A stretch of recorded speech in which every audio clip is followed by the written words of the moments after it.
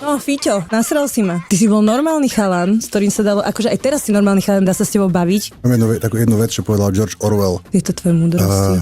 30-ročný, čo má načítané, odkedy pozná Zora Kolára. V toxických časoch znie pravda toxicky. Kde sa to s tebe bere, tieto koniny? No, keď som mal 18, tak som bol dieťa, mal som názory, aké sa majú mať, pretože väčšinou mladí ľudia sa prispôsobia okoliu. A tebe sa na mne páčilo, že som bol ovca. A keď som prestal byť ovca, tak som nebol sa ovca, ty si sa pýtal a diskutoval si tak, jak to robíš teraz? Áno, a dodiskutoval som sa až sem. A tebe sa nepáči, že už nehovorím tie názory, ktoré sú v súlade s tým, čo si bola naučená, že je správne. A čo sa krútiš? Je to správne alebo ne? Ty diktátor. Myslím si, že treba vyriešiť ten problém, že Európania nemajú dosť detí. Chlapi to zatiaľ nevedia. Ale vlastne už lebo sa môžem definovať. Vlastne žena sa môže definovať nevedia, ako muž. Toto na mňa nechať. Dobre vieš, že s týmto ani ja nesúhlasím. Ne, ty za to hlasovala? To je verejne dostupné, že si za to hlasovala.